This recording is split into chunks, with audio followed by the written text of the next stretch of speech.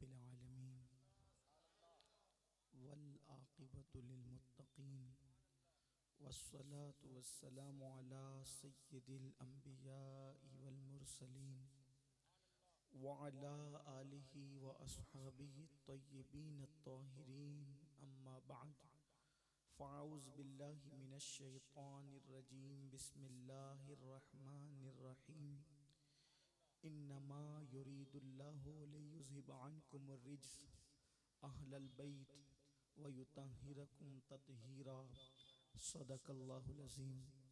गौसे आज़म बमनी बेसरो सामा मददे क़िबले दी मददे काबे ईमा मददे इंतज़ारे करमे तुस्तमने ऐनी रा ए खुदा जुओ खुदा बीनो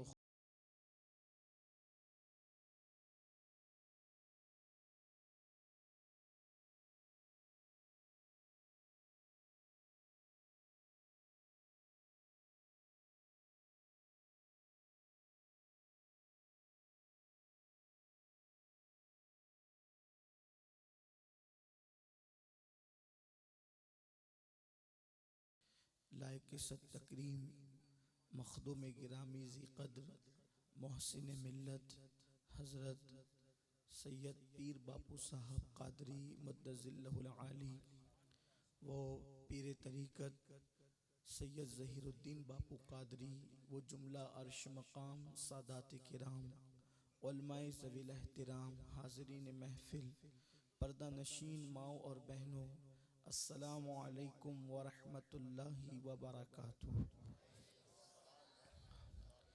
इंतहाई अक़ीदत व महब्बत के साथ अपने और सारी कायनात के मरकज़ अक़ीदत अनीस बेकसां चारा साज़े दर्दमंदा हम गरीबों के गमगुसार हम फ़कीरों की सरवत शहर यार इरम ताजदार हरम नौबहार शफ़ाअत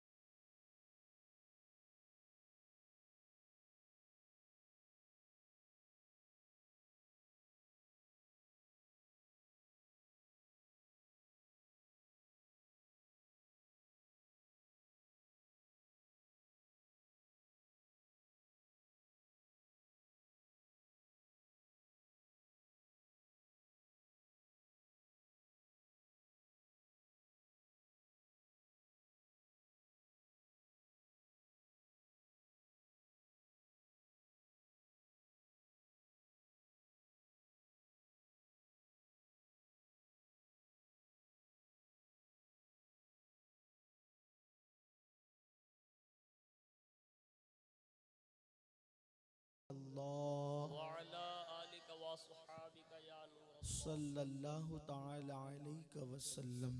सल्लल्लाहु ताला अलैहि वसल्लम। सुबह तैबा में हुई बढ़ता है बाड़ा नूर का, सुबह तैबा में हुई बढ़ता है बाड़ा नूर का, सदका लेने नूर का आया है तारा नूर का। मैं गदा तू बादशाह भर दे प्याला नूर का, नूर दिन दूना तेरा दे डाल सदका नूर का। और जो गदा देखो लिए जाता है तोड़ा नूर का, नूर की सरकार है क्या इसमें तोड़ा नूर का। आई बिदअत छाई जुल्मत रंग बदला नूर का, माह सुन्नत महर तलअत ले ले बदला नूर का। ये जो महरो माह पर इतलाक आता नूर का, वाह वाह वाह, भीख तेरे नाम की है इस्तिआरा नूर का। सुभान अल्लाह, और नूर बिनते नूर सुभान ज़ौजे अल्लाह, नूर उम्मे नूर नूर, नूर बिनते नूर ज़ौजे नूर उम्मे नूर नूर, नूरे मुतलक की कनीज अल्लाह रे लम्आ नूर का। सुभान अल्लाह, एक सीने तक मुशाबे एक वहाँ से पाँव तक, एक सीने तक मुशाबे, एक वहाँ से पाँव तक हुस्न सिबतैन उनके जामों में है नीमा नूर का। तो तेरी नस्ल पाक में है बच्चा बच्चा नूर का। सुभान तू अल्लाह। है ऐने नूर, तेरा सब घराना नूर का। नूर की सरकार से पाया दुशाला नूर का। हो मुबारक तुमको जुन्नूरैन जोड़ा नूर का। काफ गेसू हा दहन या अबरू आंखें ऐन स्वाद। काफ हा या ऐन स्वाद, उनका है चेहरा नूर का। ए रज़ा ये अहमद नूरी का फैज़ नूर है। हो गई मेरी गज़ल बढ़कर कसीदा नूर का। सुभान अल्लाह। आज की ये महफिल ऊना की सरजमीन पर इमाम हिल्म व अमल, इमाम हसन मुजतबा अला जद्दी व अलैहिस्सलाम और सैयदी आला हज़रत इमाम अहमद रज़ा ख़ान मुहद्दिस बरेलवी की याद में ये महफिल इनेकाद पजीर है। अल्लाह तबारक व ताला हर दो शख्सियात के फ़यूज़ व बरक़ात से मुझे और आप सबको माला माल फरमाए। मैंने जिस आये करीमा की तिलावत की है, अहले महब्बत उसे आये ततहीर कहते हैं और पूरी उम्मत का इस पर इत्तेफाक है कि ये आये करीमा हुजूर अलैहिस्सलाम की अहले बैत के लिए नाजिल हुई है। इसलिए कि इसमें वाज़े तौर पर अल्लाह तबारक व ताला ने अहलल बैत कहकर हुजूर अलैहिस्सलाम के घर वालों की फजीलत को बयान फरमाया है। और हुजूर अलैहिस्सलाम के घर वालों की शान क्या है, उस्ताज़े ज़मन कहते हैं कि उनके घर में बे इजाज़त जिब्राइल आते नहीं। सुभान अल्लाह। उनके घर में बे इजाज़त जिब्राइल आते नहीं। कद्र वाले जानते हैं कद्र शान अहले बैत। अल्लाह तबारक व ताला ने सूरतुल अहज़ाब में ये आया करीमा नाजिल फरमाई, इन्नमा युरीदुल्लाहु लियुज़हिबा अन्कुमुर रिज्स। ये रिज्स की तफसीर करते हुए इमाम फ़खरुद्दीन राज़ी रहमतुल्लाह अलैह फरमाते हैं कि अल्लाह तबारक व ताला ने हर वो चीज़ जो गंदगी है उसको तो अहले बैत से दूर ही कर दिया है, लेकिन ऐसी चीज़ जिसको लोग ऐब समझते हैं, यानी जिसको लोग ऐब तसव्वुर करते हैं, अल्लाह ने अहले बैत से उसको भी दूर फरमा दिया है। जैसे लोग लालची इंसान को अच्छा नहीं समझते, तो अल्लाह ने अहले बैत को लालच से भी महफूज फरमा लिया है। यानी अहले बैत की शान ये है कि उनके दिलों के अंदर कभी लालच नहीं आ सकती। अगर हम इस पर ये गौर करें कि आखिर लालच क्यों नहीं आ सकती, तो वजह ये है, लालच उस चीज की होती है जो इंसान के पास मौजूद नहीं होती। मिसाल के तौर पर दौलत की लालच है, मतलब ये है कि दौलत वो जितना चाहता है उसके पास उतनी दौलत मौजूद नहीं है, इसीलिए तो उसको दौलत की लालच है। वो इज्जत जितनी चाहता है उसके पास उतनी इज्जत नहीं है, इसलिए उसको इज्जत की लालच है। इक्तिदार चाहता है, जो इक्तिदार उसके पास नहीं है, इसलिए उसको इक्तिदार की लालच है। अब अहले बैत लालच से क्यों पाक कर दिए गए, इसलिए कि दौलत इतनी दी गई है कि अगर ठोकर मार दे वाह, वाह, तो वाह, वाह। मिट्टी के ढेले सोने के हो सुभान जाएं। अल्लाह। और ये बात सिर्फ मैं नहीं कह रहा हूँ, मेरे प्यारे आका सल्लल्लाहु अलैहि वसल्लम के प्यारे दीवानों, ये गुलाम तो ये शान तो उनके गुलामों की है। हजरत सैयदना बाबा फरीदुद्दीन गंज शकर रदी अल्लाह ताला अन्हु, आप जानते हैं सिलसिले चिश्तिया के बड़े अजीम बुजुर्ग है, लेकिन इनका ताल्लुक खानदान अहले बैत से नसब के एतबार से नहीं है, इसलिए कि ये सैयदना फारूक आजम रदी अल्लाह ताला की औलाद है। लेकिन इनका ताल्लुक खानदान नबूवत के उस फर्द से है जिसे दुनिया कुतुबुद्दीन बख्तियार काकी के नाम से जानती है। बख्तियार काकी की गुलामी इख्तियार की तो शान क्या हो गई।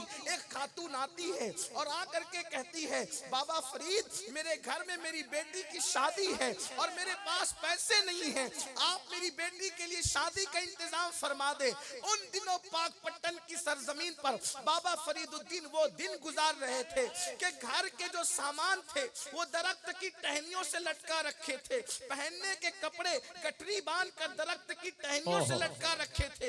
यानी अल्लाह अकबर, बजाय जिसके पास कपड़े रखने के लिए तिजोरियां न थी, उसके पास आकर के कहने वाली खातून कहती है कि बाबा साहब मेरे पास बेटी की शादी का इंतजाम नहीं है। बाबा फरीद ने उस औरत से फरमाया मिट्टी का ढेला उठा करके ला। वो उठा करके लाई और आपने सूरह फातिहा पढ़ के दम किया और फरमाया मुट्ठी बंद कर घर जा करके खोलना। जब वो मुट्ठी घर जाकर खोलती है, सैयदना बाबा फरीद के सीरत निगार लिखते हैं उसने जब मुट्ठी बंद की थी तो वो मिट्टी का ढेला था। जब घर ले जाकर मिट्टी को खोला है तो फिर वो सोना हो गया है। खुदा के कसम, उनके दर से वाबस्ता होने वालों की दम में इतना दम है कि जो मिट्टी को सोना बना देते हैं तो खानदान नबूवत की ठोकरों की शान का आलम क्या हो। नाराए तकबीर, नाराए रिसालत, जश्ने इमाम हसन मुश्तबा। और उनको इक्तिदार की लालच कैसे हो सकती है। लोग तख्त पर बैठ के इतराते हैं मेरे नबी के शहजादों की शान ये है साहिबे मेराज उन्हें अपने कंधों पे उठाते हुए, सुभान अल्लाह, सुभान अल्लाह। अल्लाह के रसूल जिन्हें अपने कंधों पे बिठाएं, सैयदना सिद्दीक अकबर जिन्हें अपने कंधों पे बिठाएं। अल्लाह अकबर। तो लालच से भी पाक हैं और बुख्ल से भी पाक हैं। किसी आशिक ने कहा है कि जब औलादे नबी शजरों से पहचाने न जाएं तो उन्हें सखावत और सब्र से पहचाना जाता है। उनकी सखावत और सब्र से उन्हें पहचाना जाता है। सखावत कितनी बात इमाम हसन पाक की आई है तो आइए आपको बताऊं कि सखावत की शान क्या है। बुख्ल तो था ही नहीं, बल्कि दुनिया ने जहां से सखावत सीखी, दुनिया ने जहां से सखावत सीखी वो नबी और आले नबी का दर है। चूंकि ये जश्न आला हजरत भी है तो मैं साथ साथ इमाम अहमद रजा के नजरियात भी पेश करूं। वो कहते हैं मेरे करीम से गर कतरा किसी ने मांगा, दरिया बहा दिए हैं दुर्बे बहा दिए हैं, दरिया बहा दिए हैं दुर्बे बहा दिए हैं। बात सखावत की आई है तो मुझे इमाम हसन से पहले सैयदा बीबी ज़हरा पाक की सखावत याद आती है। सैयदा बीबी ज़हरा पाक की सखावत याद आती है। मुल्ला मोइनुद्दीन लिखते हैं कि एक मर्तबा बारगाह रिसालत माब सल्लल्लाहु अलैहि वसल्लम में एक यहूदी आया और आकर कहता है कि मैं मुसाफिर हूँ और मैं भूखा हूँ, या रसूल अल्लाह मुझे खाना खिलाएं। अल्लाह के हबीब अलैहिस्सलाम ने सलमान फारसी से कहा सलमान इसको ले जाओ ज़हरा की चौखट पर और ज़हरा से कहना कि इसको खाना खिलाए। ये रसूलुल्लाह की शहजादी हैं। वाह वाह वाह वाह वाह वाह वाह वाह, मेरे नबी की बेटी है। अल्लाह अल्लाह। बेटियां वाले बहुत हैं लेकिन अल्लाह ने नबी को बेमिसाल बनाया, नबी के खानदान को बेमिसाल, उनकी बेटियों को भी बेमिसाल बनाया। नबी की सारी शहजादियां बेमिसाल हैं लेकिन उनमें बीबी ज़हरा पाक का कोई जवाब ही नहीं। मेरे प्यारे आका सल्लल्लाहु अलैहि वसल्लम के प्यारे दीवानों, अल्लाह अकबर, आकाए करीम रऊफुर रहीम मुस्तफ़ा जाने रहमत, अल्लाह अकबर फरमाते सलमान ले जाओ फातिमा की चौखट पर और कहना कि इसे खाना खिलाए। अल्लाह अल्लाह। हजरत सैयदना सरकार सलमान फारसी बीबी सैयदा की चौखट पर जाते हैं और जाने के बाद दरवाजे पे दस्तक देते हैं। दरवाजे पे दस्तक होती है, अंदर से पूछा जाता है कौन? सलमान फारसी कहते हैं आपके बाबा का गुलाम सलमान। पूछा आना कैसे हुआ? कहा एक मुसाफिर है, उसको खाना खिलाना था, आकाए करीम ने आपकी चौखट पर भेजा। सैयदा ने कहा हुजूर जानते हैं कि मेरे घर में कई दिन से चूल्हा नहीं जला है, मेरे घर में कई दिन से चूल्हा नहीं जला है। अल्लाह अकबर। लोगों की जेब में होता है तो लोग देते हैं, लोगों के घर में होता है तो लोग देते हैं, लेकिन जब नहीं होता तो लोग माफ करो बाबा कह के, ये शरीफों की पहचान है, जब ना हो तो माफ करो बाबा कह के रुखसत कर देते हैं। इसलिए कि अच्छे जुमलों से साइल को रुखसत कर देना ये भी सदके का सवाब है। अल्लाह अकबर। लेकिन कुर्बान, जिसके घर में कई दिन से चूल्हा न जला हो, जिसके सर के दुपट्टे पर 17 पेवन लगे हो, अल्लाह अल्लाह, जिसके शहजादे भूखे सुलाए जा रहे हो, लेकिन चौखट पर साइल आता है और आकर के कहता है कि किसी को खाना खिलाना है, तो सैयदा ज़हरा पाक फरमाती हैं अल्लाह अकबर कि बाबा जानते कई दिन से चूल्हा नहीं जला है, लेकिन चूंकि इस घर की रिवायत है यहाँ से आने वाला कभी कोई खाली नहीं जाता। अल्लाह अकबर। आप अंदाजा तो करें, सैयदा ज़हरा पाक ने अपना दुपट्टा लपेटा और दुपट्टा लपेट करके अल्लाह अकबर सैयदना हजरत सलमान फारसी की तरफ बढ़ाया और बढ़ा करके फरमाया इसे ले जा करके बाजार में फरोख्त कर देना और फिर इससे जो रकम आए उससे साइल को खिला देना।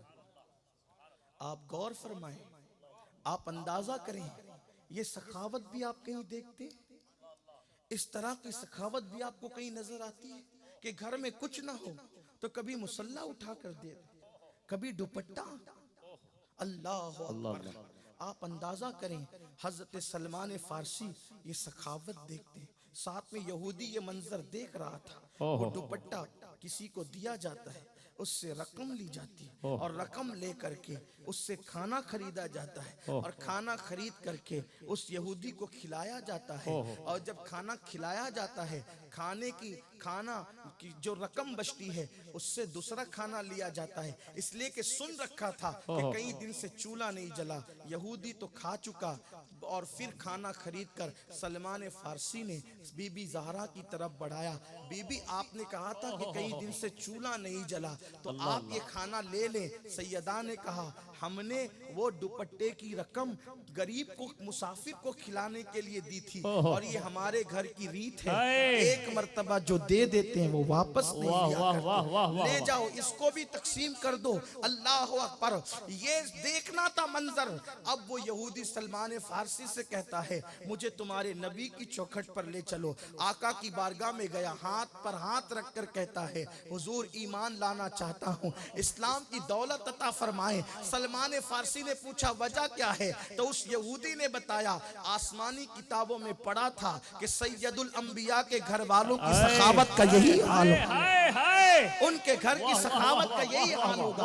आप अंदाजा फरमाएं, मेरे आका सल्लल्लाहु अलैहि वसल्लम के दीवानों, यहूदियों को अता का ये हाल है तो गुलामों को अता का हाल क्या होगा। वैसे भी कुर्बान जाएं, अल्लाह जिन लोगों को जन्नत के लिए चुन लेता है उनके दिलों को अहले बैत की मोहब्बत के लिए मखसूस कर लेता है, क्योंकि मेरे नबी ने फरमाया मैंने अपनी बेटी फातिमा का नाम फातिमा इसलिए रखा है कि फातिमा पर भी जहन्नम की आग हराम है, फातिमा की औलाद पर भी जहन्नम की आग हराम है, और जिन दिलों में फातिमतुज़ ज़हरा की मोहब्बत है अल्लाह ने उन पर भी जहन्नम की आग को हराम। सुभान अल्लाह, सुभान अल्लाह। अंदाजा करें, तो अर्ज ये कर रहा था कि हजरत इमाम हसन पाक, इमाम हसन वो हैं, इमाम हसन सैयदा फातिमतुज़ ज़हरा का पहला शहजादा।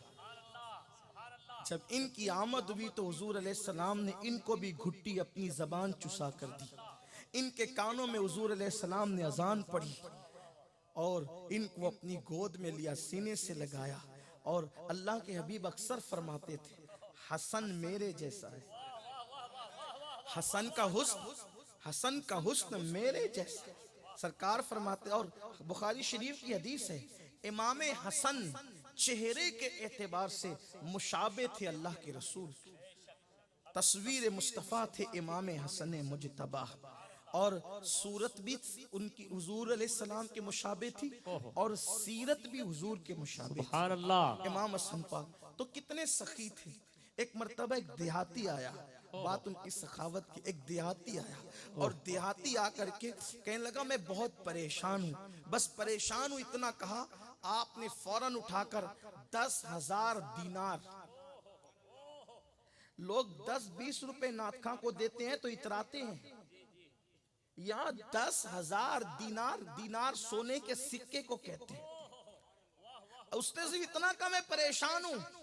आपने 10,000 दीनार उसको दिए और फरमाया बाबा इतने ही हैं, इसलिए ये लेकर जाओ। उसने कहा मुझे हाजत तो पेश करने दो। फरमाया हमारे यहाँ हाजत पेश करने से पहले भीख अता कर दी जाती है। वाह वाह वाह वाह वाह, नाराए तकबीर, नाराए रिसालत, खानदान अहले बैत, नाराए हैदरी।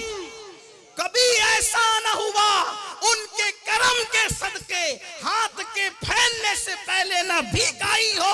फरमाया हमारे यहाँ मांगने से पहले दिया जाता है। तो साहिल ने कहा ऐसा क्यों है? तो कहा ऐसा इसलिए है कि मांगने वाले की पेशानी को हम शर्मिंदगी से आलूदा नहीं देखना चाहते, इसलिए मांगने से पहले अता कर देते हैं।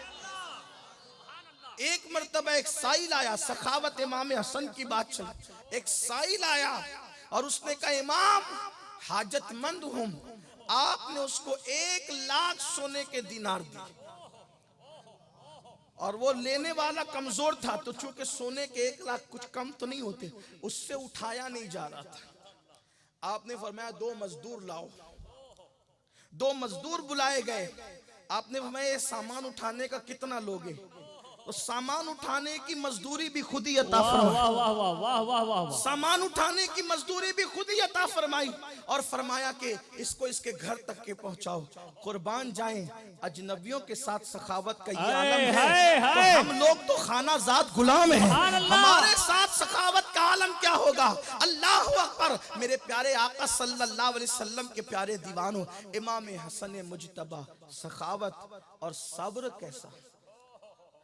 एक मर्तबा इमाम हसन दिल में ख्याल आया, एक बार दिल में ख्याल आया कि नाना का मामा बांधते हैं सर पर। तो अल्लाह के रसूल अलैहिस्सलाम, कभी कभी इंसान के दिल में ख्याल आता है कि चलो आज कुछ थोड़ा सजते हैं। कभी कभी इंसान के दिल में ख्याल आता है, इसलिए इंसान कभी ऐसे ही कहीं चला जाता है, कभी सज धज के जाता है। और सजना धजना ये कोई ऐब नहीं है, बल्कि ये हुजूर अलैहिस्सलाम की सुभान अल्लाह, सुभान अल्लाह। उम्मुल मोमिनीन अम्मा आयशा फरमाती कि हुजूर घर से निकलते थे, अगर आईना मयस्सर नहीं होता तो पानी में देखकर हुजूर जीनत फरमाते थे। तो मैंने पूछा हुजूर आप भी जीनत करते हैं? हुजूर अलैहिस्सलाम फरमाते हैं कोई इस तरह संवर कर घर से निकल कर किसी मोमिन से मिलने जाए कि वो उसको देखकर खुश हो जाए, वो उसको देखकर खुश हो जाए, तो जाने वाले की और जिसके पास गया अल्लाह दोनों की मगफिरत सुभान फरमाए। अल्लाह, सुभान अल्लाह। कुछ लोग गंदे संदे मलीछे बनकर रहते हैं, सोचते हैं इसी का नाम तकवा है। तो तकवा गंदे संदे रहने का नाम नहीं है, गंदा पाकीज़गी से रहने का नाम तकवा है। इसलिए कि जो अपने कपड़ों को साफ नहीं रख सकते वो अपने दिलों को क्या साफ रखे। और अल्लाह ताला ने महबूब से फरमाया वसियाबका फतहिर, अल्लाह फरमाता है महबूब अपने कपड़ों को साफ रखिए। तो कपड़े साफ सुथरे रखने का हुक्म तो अल्लाह ने महबूब को भी दिया। और जबकि महबूब की पाकीज़गी का हाल ये था कि सफर के गर्दो गुबार के बावजूद भी कभी मेरे नबी का लिबास मैला नहीं हुआ। हमारे नबी का लिबास मुबारक सफर के गर्दो गुबार के बावजूद भी कभी मैला नहीं हुआ। अल्लाह अकबर। इसीलिए फतावा आलमगीरी में ये मसला मौजूद है कि माज़ अल्लाह अगर कोई ये कह दे कि हुजूर के कपड़े मैले हो गए थे तो वो काफिर हो जाता है। वजह यह है कि हुजूर अलैहिस्सलाम के कपड़े लिबास मुबारक को मैला नहीं कह सकते। अल्लाह अकबर। इस कदर एहतियात का हुक्म दिया गया है। तो मेरे प्यारे आका सल्लल्लाहु अलैहि वसल्लम के प्यारे दीवानों, एक मर्तबा इमाम हसन पाक ने सोचा कि जरा जीनत करते हैं। कुछ लोग ऐसे होते हैं कुदरत उन्हें बहुत खूबसूरत बनाती है, ये अल्लाह का इनाम है।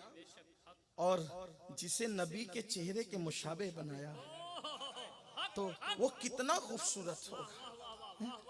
कहने वालों ने कहा रुख मुस्तफ़ा है वो आईना कि अब ऐसा दूसरा आईना न हमारी बज़्मे ख्याल में, न दुकाने आईना साज में। कुदरत ने मुसव्विर कुदरत ने उनको बना कर गोया के कलम ही तोड़ दिया कि अब तुझ जैसा कोई नहीं हो सकता। लम याति नजीरु कफी नजरिन मिसले तो न शुद्ध पैदा जाना। जग राज को ताज तोरे सर सोहे है तुझको शहे दो सराज। चेहरे भी बोलते हैं, चेहरे बोलते हैं, और जिन्हें चेहरे पढ़ना आता है वो कभी धोखा नहीं खाते। चेहरे बोलते हैं, ये मुस्तकिल एक इल्म है। शेखुल इस्लाम अल्लामा अनवारुल्लाह फारूकी हैदराबादी रहमतुल्लाह अलैह ने इसका जिक्र अपनी किताबों में फरमाया, बड़ी तफसील से फरमाया। चेहरे बोलते हैं। लेकिन आपको बताऊं, जब चेहरे की बात आई तो अल्लाह तबारक व तआला ने महबूब को चेहरा कैसा दिया था। वो चेहरा भी कुछ बोल रहा था। और जश्न आला हजरत मनाने वालों, आला हजरत की किताब से मैं आपके सामने पेश करूं, शहर मुस्तफ़ा क्या बोलता था। माहिरीन मौसमियात का दावा है कि जब 14वीं का चांद निकलता है तो 14वीं के चांद को बद्र कहते हैं। क्या कहते हैं? बद्र। ये बड़ी बात है कि चांद एक है, उसके नाम मुख्तलिफ हैं। जब हिलाल कहेंगे तो वो पतला सा चांद होगा, है ना। जब कमर कहेंगे तो वो आम चांद होगा, और जब बद्र कामिल कहेंगे तो वो पूरा चांद होगा। तो हुजूर अलैहिस्सलाम के गुलामों, माहिरीन मौसमियात का कहना यह है कि जब चांद 14वीं का निकलता है तो उसके इर्द गिर्द सियाह बादलों का एक हल्का और हाला बनता है। तो उस हाले को देख करके माहिरीन मौसमियात कहते हैं कि जब बद्र कामिल 14वीं रात के चांद के इर्द गिर्द सियाह बादलों का हाला बने तो रहमत वाली बरसात होती है, फायदेमंद बरसात होती है, नुकसान नहीं होता उस बारिश में। अब आला हजरत माहिरीन मौसमियात की इस थेरी पर अपने नबी के चेहरे की शान यूं बयान करते हैं। लका बदरुन फिल वजहिल अजमल खत हाले माह जुल्फ अब्र अजल तोरे चंदन चंद्रो पुरो कुंडल रहमत की भरन बरसा जा। सुभान अल्लाह। कि हुजूर अलैहिस्सलाम का जो चेहरा था, जो हुजूर का चेहरा था, वो 14वीं रात के चांद की तरह था। हुजूर का चेहरा 14वीं रात के चांद की तरह गोल था, और जो दाढ़ी थी हुजूर की वो बादलों की तरह सियाह हाला बनी हुई थी। तो चांद के गिर्द जब हाला बनता है तो फिर बरसात रहमत ही की होती है। तो कहते हैं आपका चेहरा 14वीं रात के चांद की तरह है, आपकी दाढ़ी जो है वो सियाह हाले की तरह है, और आपकी जुल्फे अबरे करम की तरह है। तोरे चंदन चंद्र पुरो कुंडल रहमत की भरन बरसा जा। सुभान अल्लाह। नाराए तकबीर, नाराए रिसालत, सरकार की आमद, इश्क मोहब्बत, इश्क मोहब्बत। वैसे भी माहिरीन नफ्सियात कहते हैं गोल चेहरे वाले बड़े बामुरव्वत होते हैं, गोल चेहरे वाले बड़े बामुरव्वत होते हैं, बड़े बावफा होते हैं। कुर्बान जाए अल्लाह ने महबूब का चेहरा गोल बना। किसी ने नात कही और नात में कहा कि हुजूर का चेहरा तो हिंदुस्तान की तलवार की तरह है। उसको कहा कि ऐसा ना कहा करो, इसलिए कि तलवारें तो लंबूतरी होती है। कहा यूं कहो कि हुजूर का चेहरा 14वीं रात के चांद की तरह। लेकिन ये तो सिर्फ कहने की बात है, ये तो सिर्फ कहने की बात है। वल्लाह चांद कह के भी हमारा जी नहीं भरता, इसलिए कि चांद की औकात क्या है। चांद चांद कैसे चमकता है तो इमाम अहले सुन्नत कहते हैं नूर की खैरात लेने दौड़ते हैं महरुमा, उठती है कि शान से करते सवारी वाह। आपकी जब सवारी चलती है तो उससे जो गर्द उठती है तो चांद और सूरज आकर के दामन फैलाकर खड़े होते हैं, और वो धूल मिलती है तो चांद और सूरज को चमकने का शऊर नसीब होता है। नाराए तकबीर, सरकार की आमद। ये तो सिर्फ कहने कहलाने की बात है, ये तो सिर्फ तशबीह और इस्तिआरे की बात है। लेकिन अल्लाह अकबर, और बल्कि एक मकाम पे कहते हैं ये जो महरो माह पर इतलाक आता नूर का, भी तेरे नाम की है इस्तिआरा नूर का। तो इमाम हसन पाक ने एक दिन सोचा कि मैं आज कुछ जीनत करूं, और जीनत कैसे की। हम जीनतें करते हैं तो साबुन से मुंह धोते हैं, हम जीनतें करते हैं तो फेस वॉश का इस्तेमाल करते हैं। कोई मना नहीं, अगर उसमें नाजायज अशिया ना मिली हो तो कोई मना भी नहीं है, अच्छी चीज है। लेकिन इमाम हसन मुजतबा ने अपने नाना का मामा बांधा और बाबा की जुल्फिकार हाथ में ली और पटका अपने चचा हजरत जाफर तैयार का, हजरत जाफर तैयार का पटका, और इस शान से निकले ढाल अमीर हमजा की हाथ में लेकर 500 मदनी गुलाम, मदीने वाले नौजवान इमाम हसन के पीछे। जरा सोचो तो सही, ज़हरा का लाल चांद सा चेहरा लेकर जब जमीन मदीना पे चलता होगा तो कैसा लगता होगा? ऐसा लगता होगा जैसे आसमान का चांद जमीन पे उतर आया हो, या यूं लगता हो अर्श फर्श पर आ गया हो। इमाम हसन चलते हैं, उनको चलता देखकर एक हासिद की नजर पड़ती है, एक जलने वाले की नजर पड़ती है, एक हासिद की निगाह पड़ती है, और वो हासिद इमाम हसन को इस शान और शौकत के साथ चलता देखकर जल भुन जाता है। और वो इमाम हसन पाक के सामने आकर खड़े होकर कहता है, कौन है तू? इस लहजे में गुफ्तगू की जा, कौन है तू? अल्लाह ताला कुरान में फरमाते हैं, हम जिन्हें नेमत देते हैं लोग उनसे हसद करते हैं।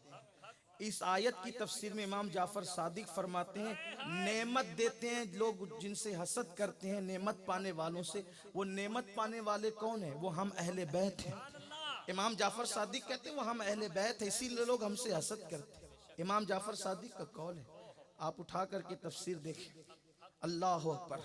तो इसलिए कि जो नेमत अहले बैत को मिली है उस नेमत को कभी जवाल नहीं, हत्ता के फरमाया क़यामत के दिन भी वो नेमत मौजूद है। जब सारी नेमतें जवाल पर होगी तो भी निस्बत अहले बैत की नेमत मौजूद होगी। हुजूर फरमाते सारे नसब व सबब मुनक़ते हो जाएंगे इल्ला नसबी व सबबी। वो नेमत बड़ी अजीम नेमत है, और वो नेमत कोई हासिल नहीं कर सकता कसब से। अल्लाह का फजल है, जिसे चाहे अता करे। तो इमाम हसन पाक को उसने हसद की नजर से देखा, पूछा कौन है तू? अगर हमसे कोई पूछ ले कौन है तू, हम नाराज होते हैं, ये क्या बात है, मुझे नहीं पहचानता। कभी अगर फोन पे गलती से किसी से पूछ लो आप कौन बोल रहे हैं, तो लोग गुस्से में आते हैं, मुझे नहीं पहचानते आप, तो आप नाम बता देना कि आप कौन है। उसने कहा कौन है तू? फरमाया मैं हसन इब्ने अली, मैं हसन इब्ने अली हूं। इतना सुना फौरन बदबख्त बोल उठा, अच्छा वो उसी अली का बेटा जो बड़े फितने फैलाता था, माअज़ल्लाह। बस इतना कहना था, इतना कहना था कि पीछे जो 500 नौजवान थे उनकी तलवारें निकल गई। इमाम हसन पाक ने हाथ से रोक दिया, फरमाया ये बात मुझसे करता है, तुम लोग नाराज क्यों होते? अल्लाह के रसूल ने फरमाया मैंने अपना हिल्म हसन को दिया है और अपनी शुजाअत मैंने हुसैन को दिया है।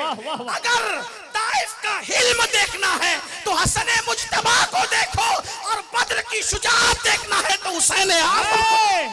नाराए तकबीर, नाराए रिसालत, खानदान अहले बैत। ताइफ में पत्थरों से लहू लहान होकर भी कहा जाता है कि मैं रहमत बनाकर भेजा, और हुनैन में तलवार उठाकर कहा जाता है कि मैं अब्दुल मुत्तलिब का बेटा और मैं सच्चा नबी हूँ। और दुलदुल पर हुजूर अलैहिस्सलाम जो है वो मौलाए कायनात फरमाते हैं, जब लोगों के कदम उखड़ गए तो मैं देख रहा था कि अल्लाह के रसूल आगे बढ़ रहे, और कुर्बान उनकी तलवार की शान क्या होगी। रिवायत में तो बस इतना आता है कि हुजूर ने दुश्मनों के मुंह फेरने के लिए जो है वो झुक करके कंकरियां उठाई या कुछ खाक उठाई और उठा करके दुश्मन की तरफ मुट्ठी भर करके फेंका तो हजारों दुश्मन मुंतशिर हो गए। कुरान उसकी मंजर कशी यूं करता है, वमा रमैता इद रमैता वलाकिन्नल्लाह रमा। प्यारे ये कंकरी तूने नहीं फेंकी, हाथ तेरे थे, फेंकना हमारा था। सुभान अल्लाह, सुभान अल्लाह। जिसकी चंद कंकरियों की शान ये हो, उस नबी की शुजाअत का हाल क्या होगा। तो इमाम हसन पाक ने हुआ बात मुझसे कर रहा है, ये तुम लोग नाराज क्यों होते हो, तुम लोग रुको। और फिर अब अली का बेटा बोलता है, ऐ शख्स तू मेरे अब्बू को गाली क्यों दे रहा है, तू मेरे अब्बू को गाली क्यों दे रहा है। मुझे मेरा हुस्न ज़न कहता है कि तू मेरे अब्बू को गाली शौक से नहीं देता, बल्कि शायद किसी टेंशन की वजह से देता है। कहीं ऐसा तो नहीं कि किसी से तूने कर्जा लिया और कर्जे को लौटा न सका, कर्जदार तेरे घर पे आके जिग करके गया और तू उसका गुस्सा उसको पे नहीं उतार सका, तो तू वो गुस्सा मेरे अब्बू पे उतार रहा है। बता तेरा कर्जा कितना है ताकि वो कर्जा मैं अदा कर दूं। उसने कहा ऐसा नहीं है। फरमाया शायद तेरी बीवी से तेरा झगड़ा हो गया है और तेरी बीवी ने तुझे बातें सुनाई है और तू अपनी बीवी को जवाब नहीं दे सका, तो बीवी का गुस्सा तू मेरे अब्बू पे उतार रहा है। चल मैं तेरी बीवी के साथ तेरी सुलह करा देता हूँ। उसने कहा ऐसा भी नहीं है। फरमाया शायद तू भूखा है, तुझे खाना नहीं मिला है और तू खाना न मिलने की वजह से भूख के टेंशन में मेरे अब्बू को बोल रहा है चल मेरे घर चल के दस्तरखान मौजूद है, मैं तुझे खाना खिला देता हूँ। इतना सुनना था वो कदम पकड़ के गिर जाता है और कहता है इब्ने रसूल कहलाने का हक किसी को है तो वो हसन इब्ने अली को है। सुभान अल्लाह। नारे तकबीर, नारे रिसालत, नारे हैदरी, जश्ने इमाम हसन मुश्तबा। ये इमाम हसन पाक की शान है। इमाम हसन पाक ने बहुत सब्र से जिंदगी गुजारी, बहुत साबिर थे, बड़ा सब्र था, इसीलिए आपने हर मकाम पे सब्र का इजहार फरमाया। आप मस्जिद नबी में बैठे होते थे और मस्जिद नबी के मिंबर पर बैठ करके खतीब वक्त मौलाए कायनात को गालियां देता। मिंबर, मस्जिद नबी के मिंबर पर अली पाक को गालियां दी। आज का जो दौर आप देखते हैं ये बहुत छोटा मोटा और हल्का फुल्का है। क्या बात है। हक हक। मस्जिद नबी के दौर, मस्जिद नबी के मिंबर पर मरवान जैसा शख्स हजरत मौला अली पाक को गाली देता और दोनों शहजादे मस्जिद में मौजूद होते और मानने वालों को ठंडा कर देते, छोड़ दो। एक मर्तबा मरवान गाली देते देते थका तो एक शख्स को पैसे दिए और पैसे देके कहा कि हसन के घर पे जाओ, उनको उनके अब्बा को गालियां दो। पैसे देकर कहा कि जाके गालियां दो। वो आया और उसने गालियां दी। जब गालियां दी तो इमाम हसन पाक ने कहा कि मरवान क्या चाहता है कि मैं गाली के मुकाबले में गाली दूंगा? कि मैं गाली के मुकाबले, हम गाली देने वाले नहीं है, इसलिए कि अंदर जो होता है वही बाहर निकलता है। जो अंदर होता है भाई, धक्का आपको लगा है, धक्का आपको लगा है। आपके हाथ में चाय का कटोरा है, दूध का कटोरा है, शरबत का कटोरा है, बोलो छलकेगा क्या? छलकेगा क्या? जो कटोरे में होगा वही छलकेगा। तो पहचानने का तरीका ये, धक्का देकर देखो छलकता क्या है, जो अंदर होगा वही छलकेगा। हसन मुज्तबा को गालियां दी गई। फरमाया मरवान क्या समझता है कि मैं गाली के मुकाबले में गाली दूंगा? वल्लाह हरगिज नहीं हो सकता। हम गाली देने वाले लोग नहीं है, लेकिन मरवान से जाके कह देना कि गाली देने वालों एक दिन कयामत है। अगर तुम सच्चे हो तो तुम्हें अजर मिलेगा और अगर तुम झूठे हो तो खुदा की पकड़ बड़ी सख्त है। हमें उस दिन का इंतजार हो। ये सब्र है। बाप को गाली सुनकर ये बात कौन कहता है? बाप को गाली दी जा रही है। बाप को गाली दी। एक शख्स आता है घर पे आकर गाली देता है। इमाम हसन पाक फरमाते हैं घर वालों से कुछ है घर में? कहा कि हाँ कुछ सिक्के। कहा उठा के उसको दे दो। कहा वो तो गाली दे रहा है। कहा दे दो ना, दे दो। कहा क्यों दे दो? कहा खुदा फरमाता है इन्नल्लाह मा'अस-साबिरीन, गाली दिया तो हमें सब्र का मौका मिला, और सब्र का मौका मिला तो इसकी वजह से अज्र मिला, तो इसे दे नहीं तो फिर क्या करें। ऐसे होते हैं मोहम्मद के घराने, ऐसे होते हैं मोहम्मद के घराने वाले। ये इमाम हसन पाक की शान है। और फिर शायद इसी हिल्म का नतीजा था कि लोग बेबाक हो रहे थे, और बेबाकी फिर यहाँ तक पहुंची कि इमाम हसन मुजतबा मदीने मुनव्वरा में अपनी जिंदगी को गुजारते हैं, और इमाम हसन पाक को कबो बेश 7 मरतबा जहर दिया जाता है, 7 खत्म हो जाता है। चंद मरतबा जब जहर दिया गया तो आपने इमाम हुसैन से कहा कि भाई मुझे कोई जहर दे रहा है और उसका असर मुझ पे चंद बार जाहिर हुआ। तो इमाम हुसैन ने फरमाया आप एक काम करें, कुछ दिन के लिए मदीने मुनव्वरा से आप निकल जाएं और मदीने शरीफ के मुज़ाफ़ात में कुछ दिन आप गुजारें, थोड़ा आपकी तबीयत ठीक होगी। तो बदबख्तों ने क्या किया, एक शख्स अंधा बनकर, अंधा था नहीं लेकिन अंधा बनकर, उसने लकड़ी लेकर चलना, उसको पता चला कि आप मदीने मुनव्वरा के मुज़ाफ़ात में गए हैं, तो लकड़ी लेकर उसने चलना शुरू किया। इमाम हुसैन भी साथ में थे और भी साथ में लोग थे इमाम हसन पाक के साथ। और उसने जो लकड़ी के नीचे का हिस्सा होता है उसको क्या कहते हैं, जो नीचे का हिस्सा होता है वो लोहे का होता है, वो नोकदार होता है, उसको जहर से बुझा दिया। और मुज़ाफ़ात में जब आप थे तो लोग वहाँ के आसपास के देहात के लोग मिलने के लिए आ रहे थे, ये भी आया अंधा बन के, अंधा था नहीं, अंधा बन करके आया। और उसने क्या किया, यूं लकड़ी रखी और लकड़ी इमाम हसन के पैर पे रख के जोर से चुभो दी। इमाम हसन मुश्तबा की चीख निकल गई, और लेकिन चीख निकली तो इमाम हुसैन ने कहा क्या हुआ। फरमाया कि लकड़ी की नोक जो है मुझे चुभो दी गई। तो आपने फरमाया इमाम हुसैन ने मैं इसका सर उड़ा दूंगा। फरमाया नहीं, ये अंधा तो नहीं है, अंधा बना है, ये अंधा नहीं है, अंधा बना है, लेकिन इंतकाम हम नहीं लेंगे, इसलिए कि आप इंतकाम लेंगे तो अपनी हैसियत के मुताबिक लेंगे, और जब कुदरत इंतकाम लेगी तो अपनी शान के मुताबिक लेगी। इसे छोड़ दो, अगर ये अंधा बनकर आए तो इसे छोड़ दो। फिर इमाम हसन पाक, चूंकि वो जहर था, जहर में बुझा हुआ डंडा था, जब वो गया तो वो कारी जख्म हो गया, आपके पैर में भी तकलीफ हुई। इमाम अबू इसहाक अस्फराइनी ने इसको बहुत तफसील से लिखा है। फिर उसके बाद उस पर भी बस नहीं किया, फिर वहां से भी रोते हुए इमाम हसन निकले कि हम तो देहात में मुज़ाफ़ात में आए थे कि तबीयत ठीक हो जाए, लेकिन यहाँ भी लोगों ने हमारे साथ इस तरह किया। इमाम हसन पाक को बड़ी अजियतें दी गई, बड़ी किताबों में लिखा है।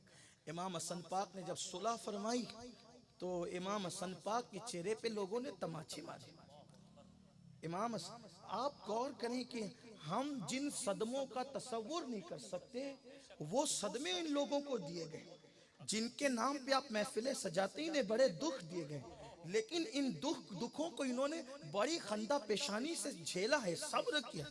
चेहरे पे तमाचे मारे गए, और जब नमाज पढ़ाने के लिए मुसल्ले पे खड़े हुए इमाम हसन, तो पैरों के नीचे से मुसल्ला खींच लिया और फरमाया कि आप इमामत के काबिल नहीं, आप नमाज पढ़ाने के काबिल नहीं।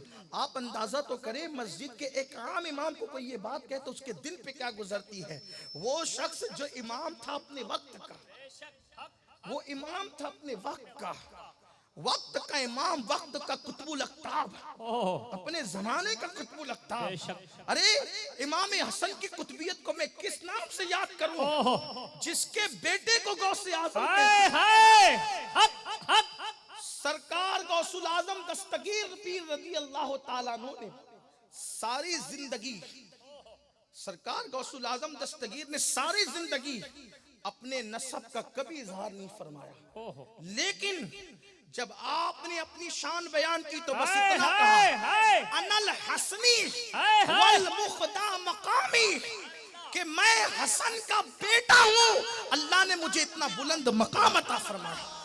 आप गौर करें, हसन का बेटा होने पर जो नाश करे वो सरकार गौसुल आज़म। सुभान अल्लाह। तो जो हसन का बेटा होने पर नाश करे और जिसकी शान इतनी हो, जब गौसुल आजम की शान इतनी हो तो उनके बाबा जिनकी निस्बत पर गौस पाक नाश करते हैं। आज हम गौस पाक की निस्बतों पे नाश करते हैं, हम गौस पाक की निस्बतों पे नाश करते हैं। गौस पाक जिसकी निस्बतों पे नाश करते हैं उनको इमाम हसन कहते हैं। सुभान अल्लाह। इमाम हसन मुश्तबा की शान ये है। तो पैर के नीचे से मुसल्ला खींचा गया, चेहरे पे तमाचे मारे गए, इसी पे बस नहीं किया गया। इमाम हसन पाक को फिर बहुत आपकी शहादत की साजिशें रची गई, लेकिन जब हर तरह नाकाम हुए तो 7वीं मर्तबा इस तरह से जहर दिया गया कि आपको हीरा पिलाया गया, पीस कर हीरा पिलाया गया। बहुत इस पर मौर्रिखीन उलझे हैं, मुसन्निफीन उलझे हैं, सीरत निगार उलझे हैं, लेकिन मैं एक छोटा सा तालिब इल्म होने की हैसियत से आपकी अदालत में ये बात करना चाहता हूँ कि हीरा डायमंड जिसे कहते हैं, पीस कर इमाम हसन मुश्तबा के मशकीज़े में डाल दिया गया। अब ये मुअम्मा बना हुआ है कि शहीद किसने किया, शहीद किसने किया। एक छोटी सी बात दिमाग में आती है कि वो दौर तो इतनी गुर्बत का दौर था कि लोगों के घर में कई कई दिन तक के चूल्हे नहीं जलते थे। तो जो लोगों के यहाँ खुद खाने को ना हो वो किसी को हीरा पीस करके जहर क्या दे सकते थे। ये काम तो किसी मालदार ही का था, ये काम तो किसी बादशाह का ही था ना। तो यजीद सिर्फ इमाम हुसैन का कातिल नहीं है, बल्कि यजीद तो इमाम हसन का भी कातिल है। वाह वाह, हक हक आपने। हाँ, कमान कहीं था लेकिन तीर तो बराबर वहां से चल रहा था। सबसे बड़ी रुकावट यजीद के बादशाह बनने में इमाम हसन मुजतबा की जात थी, क्योंकि उसको पता था कि इनकी मौजूदगी में तो मैं बादशाह नहीं बन सकता। इमाम हसन मुजतबा को वो संगे राह समझता था, वो रास्ते का पत्थर समझता था। हटाने की कोशिश की उसने, किस तरह जहर दिया, क्या किया, ये तो अल्लाह ही जाने। लेकिन बहरहाल हीरा किसी न किसी बादशाह के दरबार ही से आया था और हीरा पीस कर आपके मशकीज़े में डाल दिया गया। और जब आपके मशकीज़े में डाला गया, आप फज्र से कुछ पहले तहज्जुद के वक्त आपने वुजू फरमाया और वुजू करने के बाद मशकीज़े से पानी निकाला। लाइट का दौर तो था नहीं, चिरागों का दौर था। आपने मशकीज़े से पानी निकाला और उसको पिया। आप जानते हैं कि हीरा कांच काट देता है, हीरा जो है वो कांच को काट देता है। हीरा पत्थर ही होता है, पत्थर, और उसमें इतनी काटने की सलाहियत होती है कि कांच उससे कटती है। और वो जब आपने पिया है तो आपके पीने के बाद जब वो हीरा अंदर गया तो आपकी आंतें कट गई। आपकी आंतें कटी। सीरत निगारों ने लिखा कि आप 40 दिन तक उल्टियां करते रहे, यानी 1-2 दिन में शहादत हसन नहीं हुई है। मैं अपनी कौम से सिर्फ ये बात कहना चाहता हूं, बहुत सब्र का पैगाम दिया है अहले बैत ने। कभी कभी हमारी महफिलों में ये बात कही जाती है कि इमाम हुसैन की शहादत बड़ी दर्दनाक थी। बेशक दर्दनाक थी, लेकिन इमाम हसन की शहादत भी कोई कम नहीं थी। अगर हम कभी दूध पीते हैं, दूध, और उस दूध पीने के बाद जब हमें दूध की उल्टी होती, मैं समझता हूं कि गिज़ा के मामले में सबसे खूबसूरत और लजीज गिज़ा और सबसे हल्की गिज़ा दूध है। जब मरीज को सब बंद कर देते हैं तो दूध की इजाजत दी जाती है कि इसको दूध पिलाते रहना। बल्कि इंसान जब कुछ खाने के काबिल नहीं होता पैदा होने के बाद तो उसे दूध पिलाया जाता है। लेकिन जब दूध की उल्टी, कोई दूध पीने के बाद उल्टी करता है, तो आप गौर करना कि जब दूध की उल्टी होती है तो ऐसा लगता है कि जैसे हमारे हलक में सांस अटक गई हो, आंखें लाल हो जाती है। दूध की उल्टी जब होती है, जब दूध की उल्टी इतनी तकलीफ से होती है कि कलेजा मुंह को आता है, तो वो हसन मुजतबा अला जद्दी वाले सलाम, जिसे दूध की उल्टियां नहीं हुई बल्कि जब आंतें कटी है हीरे की कनी से, तो इमाम हसन पाक को आते कट कट के उल्टी के जरिए से गिरती थी और पाखाने के जरिए से भी आते कट कट के गिरती थी। 40 दिन तक ये हाल था, 1-2 दिन नहीं 40 दिन। इमाम हुसैन ने कहा, भाईजान आपको क्या हो गया? कहा कि किसी ने ऐसा जहर दिया है, अब मैं ज्यादा दिन तक नहीं रहूंगा, इसलिए कि मैंने ख्वाब देखा था कि मेरी पेशानी पर कुल हु अल्लाह शरीफ लिखी हुई है। जब घर वालों को बताया तो घर वाले खुश हुए, लेकिन सैयदना सईद इब्न मुसय्यिब को जब बताया तो फरमाया कि बहुत दिन तक अब इमाम हसन दुनिया में नहीं रहेंगे। और इमाम हसन पाक जब उल्टियों के अंदर आते कट के गिरती थी तो चेहरा आपका हरा हो गया था। इमाम हुसैन कहते थे, भाई बताना आपको किसने जहर दिया? हिल्म देखें, सब्र देखें। फरमाते अगर वही है जिस पर मेरा गुमान है, जिसने मुझे जहर दिया, अगर वही है जिस पर मेरा गुमान है तो अल्लाह बड़ा इंतकाम लेने वाला है, और अगर वो नहीं है जिस पर मेरा गुमान है तो सिर्फ गुमान की बुनियाद पर किसी को कत्ल कर देना, इसको मैं मुनासिब नहीं समझता। और फरमाया जब आप शहादत के करीब थे कुर्बान, जब आपकी शहादत के मुतालिक बताया जाता है कि आपकी शहादत या तो 28 सफ़र को हुई या तो 5 रबीउल अव्वल शरीफ को हुई। तो अगर इसके हिसाब से 40 दिन का अंदाज़ा आप ले लें तो जहर खिलाने का महीना भी माह मुहर्रम ही करार पाता है। अगर आप 40 दिन पीछे चले जाएं तो माह मुहर्रम ही करार पाता है, यानी कि इमाम हुसैन की शहादत भी माह मुहर्रम को हुई और शहादत का आगाज इमाम हसन की वो भी माह मुहर्रम ही से हुआ। हजरत इमाम ज़ैनुल आबिदीन की शहादत भी माह मुहर्रम में हुई। और आप देखें शहादत का एक सिलसिला है, मौला अली की शहादत, इमाम हसन की शहादत, इमाम हुसैन की शहादत, इमाम ज़ैनुल आबिदीन को जहर दिया, इमाम जाफर सादिक को जहर दिया, इमाम मूसा काजिम को जहर, इमाम अली रजा को जहर, छोड़ा किसको? खानदान नबूवत को यूं शहीद किया। किस लिए? जब इमाम मूसा काजिम को हथकड़ियां पहनाकर और पैर में बेड़ियां डालकर मदीने मुनव्वरा से पैदल खींचते हुए बगदाद तक लाया गया तो बादशाह से किसी ने पूछा कि तुम इनके साथ ये करते क्यों हो? क्या तुम पर तो ये बात बिल्कुल आया है कि नबी की औलाद है? कहा हमारा तख्त बचाने के लिए हमें ये करना जरूरी है। अगर हम अपना तख्त बचाना चाहते तो इन्हें खत्म करना होगा, वरना हम अपना तख्त नहीं बचा सकते। इसलिए कि बहरहाल अवाम के कुलूब इनकी तरफ। अहले बैत की खुसूसियत है ये कि जैसे मक्खियां छत्ते की तरफ लौटती हैं, जैसे तितलियां फूल की तरफ लौटती हैं, वैसे अहले ईमान रुजू करते हैं अहले बैत की तरफ। हर दौर में अहले बैत मरकज़ अकीदत रहे हैं, महवर अकीदत रहे हैं। इंसान अगर खानदान नबुव्वत का फर्द जंगल में गया है तो जंगल भी आबाद हो गया। सुभान अल्लाह, सुभान अल्लाह। ये खुसूसियत है अहले बैत की कि खुदा ने मोमिनों के दिल अहले बैत की तरफ माइल कर दी, मोमिनों के दिल अहले बैत की तरफ माइल कर दी। और जो उठा अहले बैत का मुहाफिज बनकर उन लोगों को भी शहीद कर दी। इमाम आजम अबू हनीफा की शहादत की वजह क्या बनी?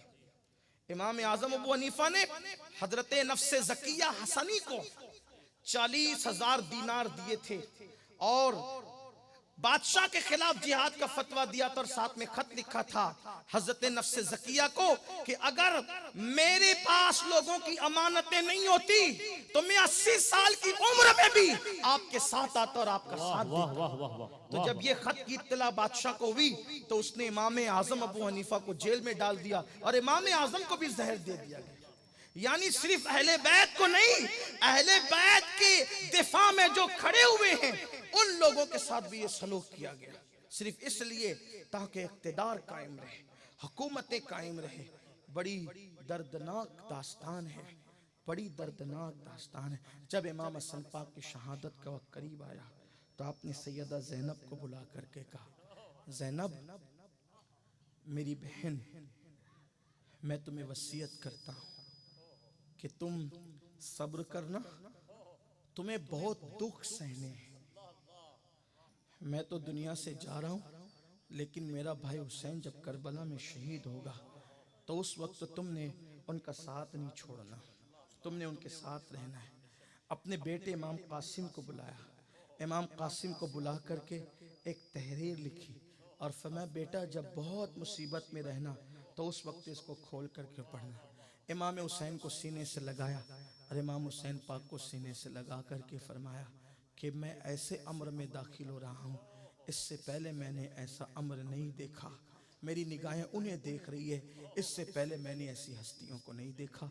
मेरा इंतज़ार कर रही है मेरी अम्मी फातिमा, मेरे बाबा अली, मेरे दादा हमजा, मेरे चचा जाफर तैयार, इस तरह से नाना जान इंतज़ार कर रहे हैं। और रोते हुए फरमाया हुसैन करबला में इस्तिकामत का मुजाहरा करना, हमें अफसोस है कि जब तुम अकेले होंगे तब हम मौजूद नहीं रहेंगे।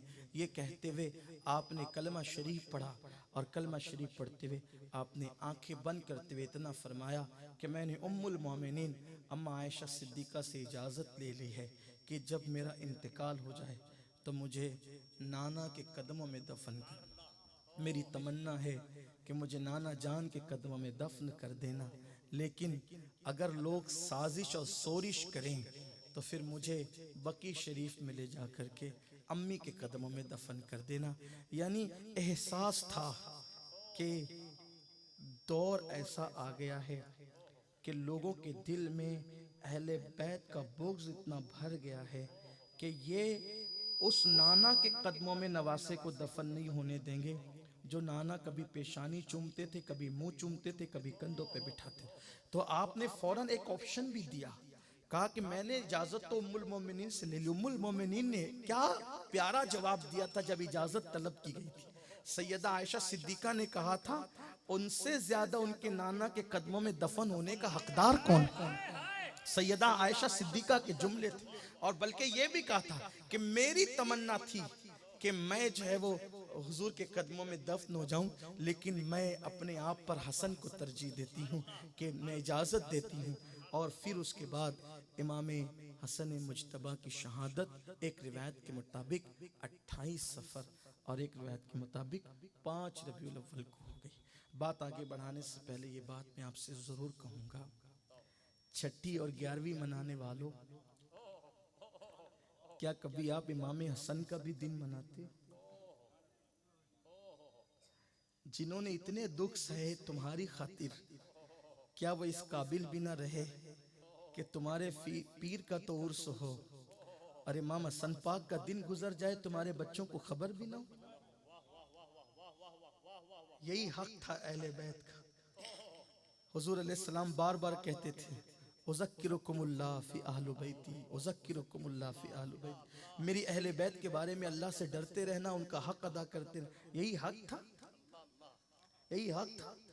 गली के नंगे धड़ंगों के धूमधाम से उर्स मनाए जाएंगे और जिनके नाम पर निस्बतों पर गौस पाक नाज करते हैं उनकी तारीखें यूं ही गुजर जाएगी, हमें पता भी नहीं होगा। कितने सुन्नियों को पता है कि इमाम हसन की तारीख शहादत कौन सी है? कितनी मस्जिदों में कुरान खानियां होती है। मैं ये नहीं कहता कि फर्ज वाजिब है, लेकिन गौस पाक की 11वीं ना होती अगर हसन मुज्तबा ना होते।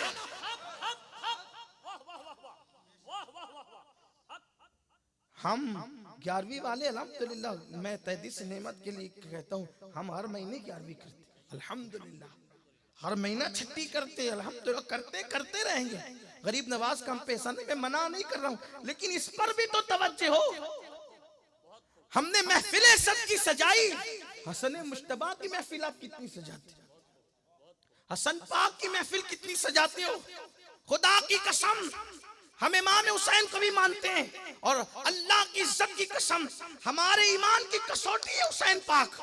लेकिन हुसैन पाक के 10 जलसे करने वालों, इमाम हसन का एक तो करो, इसलिए कि अगर इमाम हुसैन से इसलिए प्यार है कि वो फातिमा के बेटे हैं, तो हुसैन पाक से पहले इमाम हसन फातिमा के बेटे हैं, अली पाक के बेटे इमाम हुसैन से पहले हसन पाक हैं। अल्लाह अकबर, सबसे इमाम हुसैन से पहले जिसने सैयदा फातिमा ज़हरा की गोद इख्तियार की है वो इमाम हसन मुश्तबा है।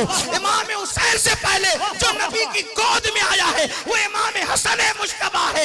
इमाम हुसैन से पहले जिसके कान में नबी ने आवाज दी, अजान दी है, वो इमाम हसन मुश्तबा है। और इमाम हुसैन के पीर को इमाम हसन मुज्तबा कहते हैं। सुभान अल्लाह। नाराए तकबीर, नाराए रिसालत, जश्न इमाम हसन मुश्तबा। इमाम हसन कहते थे, इमाम हुसैन कहते थे कि हसन मेरा इमाम है, इमाम ही वो मेरा इमाम। हुसैन ने जिसको अपना इमाम कहा है वो हसन मुज्तबा है। सुभान अल्लाह। वाह वाह वाह। आज उनका जिक्र नहीं, उनका तस्करा नहीं, उनकी तारीफ, उनके बारे में कोई हदीसें कम है वो उसे भी बयान करना जरूरी है। हसन पाक को क्यों छुपा दिया गया? हसन पाक को क्यों छुपा? कहीं साजिश तो नहीं है, कहीं साजिश तो नहीं है? हसन पाक को क्यों छुपा दिया? हसन पाक को न छुपाओ, इसलिए कि हसन पाक ही तफरीक का जरिया है, फर्क का जरिया है। गुस्ताख सहाबा और मुहिब्बान सहाबा के दरमियान फर्क करने वाली जात इमाम हसन मुज्तबा। सुभान अल्लाह। इमाम हसन पाक को लोग क्यों छुपाते हैं? इमाम हसन मुज्तबा वो है, रसूलुल्लाह ने फरमाया कि अल हसन वल हुसैन सैयदा शबाबी अहलिल जन्नह। जहां जहां मुश्तरका फजीलत बयान हुई है पहले नाम इमाम हसन कर लिया। जिसको हुजूर मुकद्दम करे तुमने उनको बिल्कुल छुपा दिया। नहीं, ये बिल्कुल खयानत है। और मैं तो ये कहता हूं कि सुन्नियों को चाहिए कि वो धूमधाम से तुझको एहतमाम से इमाम हसन मुश्तबा की महफिल का इनेकाद करें और बताएं कि हसन मुश्तबा की शान क्या है।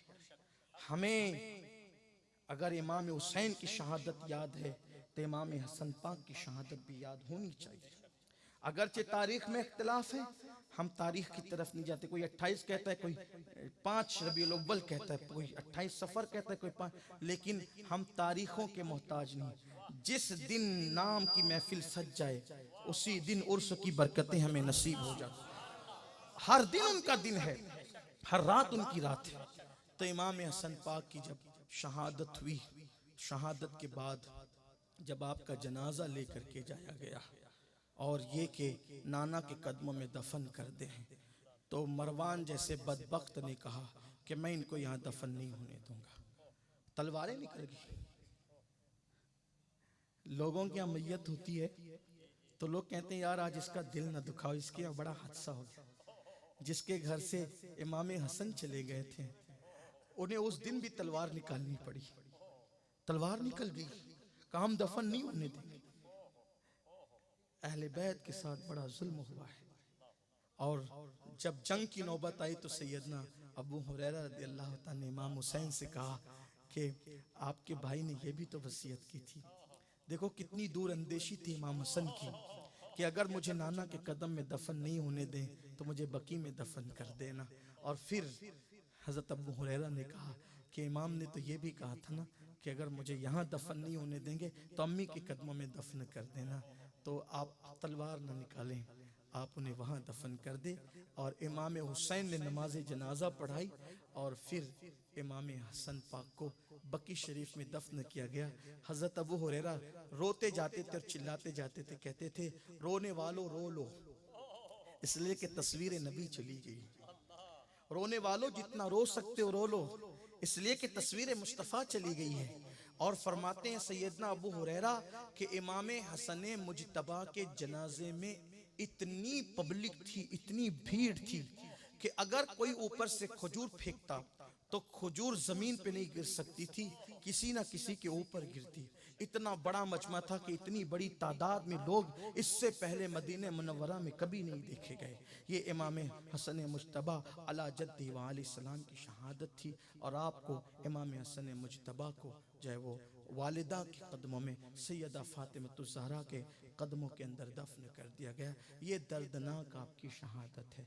इससे हमें सबक मिलता है कि ज़िंदगी में जब भी कोई ऐसे लम्हात आए कि कोई हम पे जुल्म करें तो हम सब्र का दामन थामें। जो सब्र इन्होंने किया है, जो सब्र हमारी जिंदगी में सब्र है ही नहीं। हम ईंट का जवाब पत्थर से देना चाहते हैं। लेकिन एक हैरत अंगेज बात आपको यह भी बताऊं कि जब इमाम हसन पाक को जन्नतुल बकी में दफन करने के लिए ले जाया जाने लगा तो मरवान रोने लगा। मरवान रोने लगा। इमाम हुसैन ने कहा, बदबख्त, तूने जिंदगी में तो बड़े दुख दिए और आज तू रो रहा है, रोने की वजह क्या है?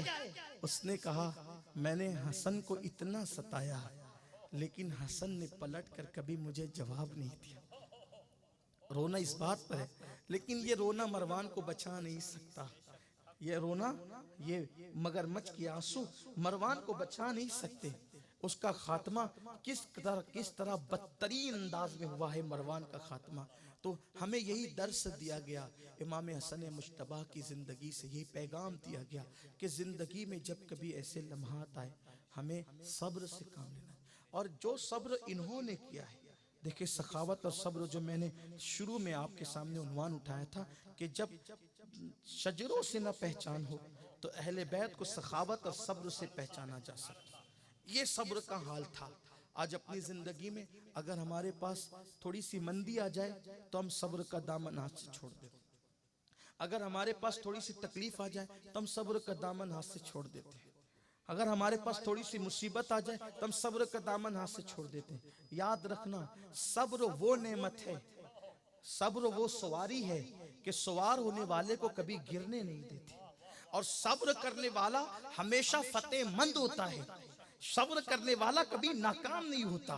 तो मेरे प्यारे आका सल्लल्लाहु अलैहि वसल्लम के प्यारे दीवानों, आज आप इमाम हसन मुज्तबा की याद मना रहे हैं। अल्लाह की बारगाह में दुआ करता हूँ कि जिन लोगों ने इस महफिल का इनेकाद किया है, अल्लाह तबारक व तआला उन्हें इसकी बेहतर जजा दे, इसका बेहतर सिला दे, ताकि हम अपने बुजुर्गों को याद करें। बल्कि मैं तो आपको ये भी कहता हूँ कि सिर्फ इमाम हसन ही नहीं, इमाम हसन के साथ इमाम ज़ैनुल आबिदीन का दिन भी मनाओ, इमाम मोहम्मद बाकिर का दिन भी मनाओ, इमाम जाफर सादिक का दिन भी मनाओ, इमाम मूसा काजिम का दिन भी मनाओ, इमाम अली रजा का दिन भी मनाओ। इसलिए कि ये वो नाम है मेरे अजीजों, ये वो नाम है कि ये नामों की बरकतें ये है कि अगर पागल पे पढ़कर दम करो तो अल्लाह ताला उसे शिफा अता फरमाता। फतावा रज़विया शरीफ में आला हजरत इमाम अहमद रजा खान मुहद्दिस बरेलवी ने लिखा है कि एक मरतबा इमाम अली रजा रदी अल्लाह तबारक, ये इमाम अली रजा कौन है? ये इमाम मूसा काजिम के बेटे हैं। वो बेटे इमाम जाफर सादिक, वो बेटे इमाम मोहम्मद बाकिर के, वो बेटे हजरत इमाम ज़ैनुल आबिदीन के, वो बेटे इमाम हुसैन के। तो इमाम अली रजा एक दिन मजमे में आए। इमाम अली रजा थे इतने खूबसूरत, सुभान अल्लाह, इमाम अली रजा इतने खूबसूरत थे वाह वाह, कि आपको अपने चेहरे पर पर्दा और नकाब डालकर चलना वाह वाह वाह वाह वाह वाह वाह। शायद ये दास्तान हुस्न आपने किसी और के ताल्लुक से नहीं सुना। ओह, इमाम अली रजा बहुत खूबसूरत थे। और शान क्या है, वो अली भी हैं और रजा भी। रजा भी है। हाय हाय हाय हाय, अली की रजा है, वाह अली वाह, की रजा है।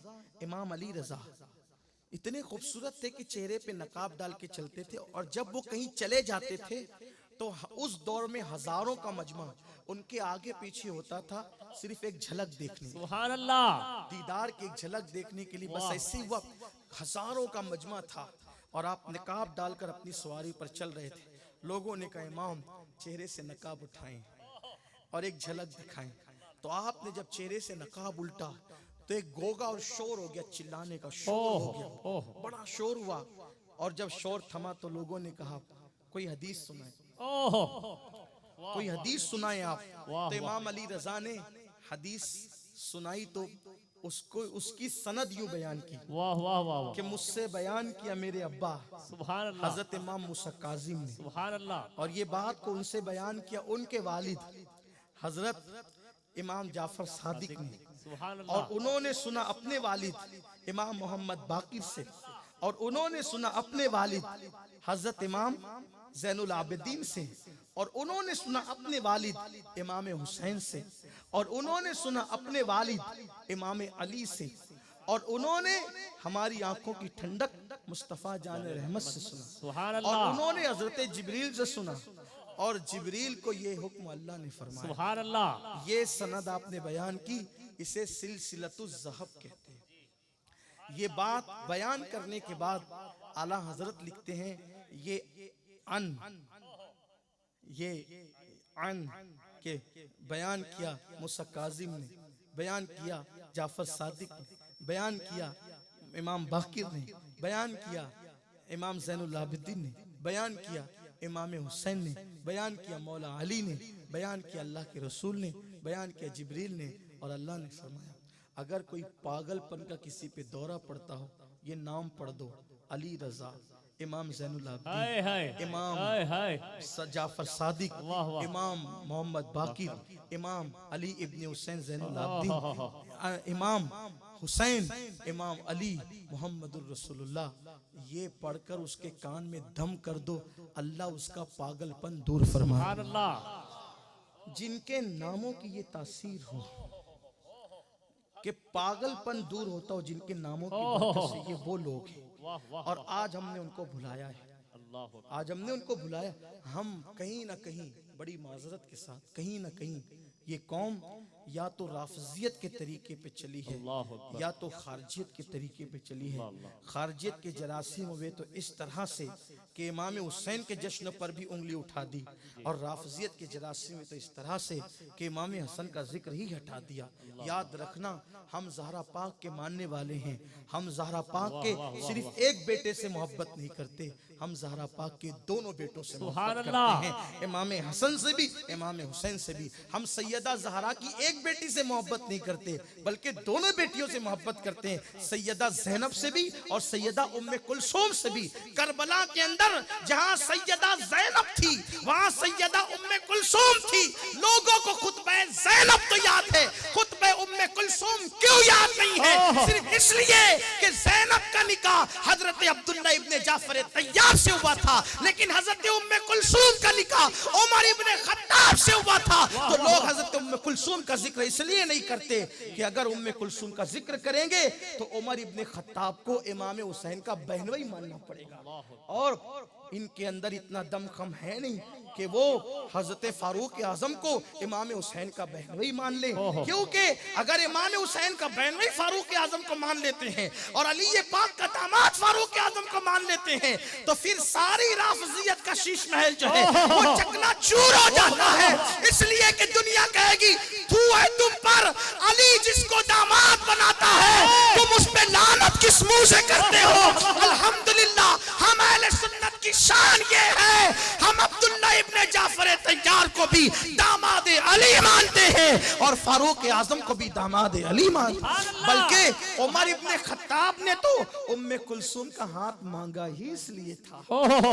हजरत उमर इब्ने खत्ताब मौला अली के पास आगे कहते अली उम्मे कुलसूम का निकाह कर दो, तो अली ये पाक कहते हैं उमर इसकी उम्र आपकी उम्र के मुकाबले में छोटी है।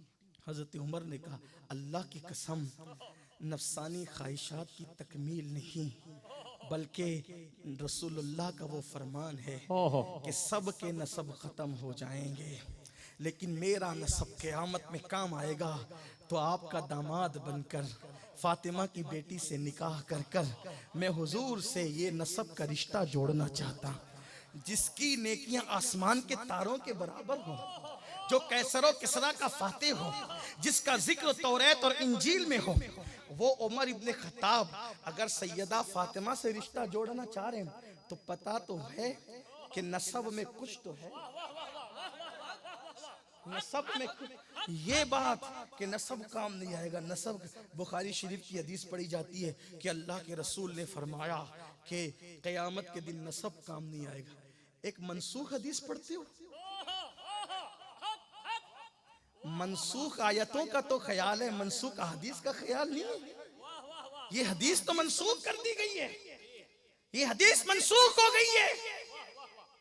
इरातुल अदब में इमाम अहले सुन्नत ने इसकी पूरी तहकीक पेश की है कि ये फरमान उस वक्त था जब अल्लाह के रसूल सल्लल्लाहु अलैहि वसल्लम को ये बात नहीं बताई गई थी कि नसब काम आएगा, लेकिन जब हुजूर अलैहिस्सलाम को ये बात बताई गई, क्योंकि अहले सुन्नत का ये अकीदा है कि हुजूर अलैहिस्सलाम को इल्म बतदरीज दिया गया है। जैसे जैसे कुरान का नुज़ूल होता गया वैसे वैसे हुजूर का इल्म बढ़ता गया। तो जब हुजूर अलैहिस्सलाम को ये बात बता दी गई कि नसब काम आएगा, तो अल्लाह के रसूल ने फिर ऐलान कर दिया कि सारे नसब और सबब मुनक़ते हो जाएंगे इल्ला नसबी व सबबी। बल्कि फिर नसब कैसे काम आया? नसब पे फख्र करना जायज नहीं है, लेकिन नसब पे माना भी नहीं है। अल्लाह अकबर। मेरे आका ने नसब की बरकत खुद बयान फरमाई है। हुजूर फरमाते हैं कि मैंने जाफर तैयार को जन्नत में सोने के पर लगे हुए जो वो फरिश्तों के साथ उड़ते देखा।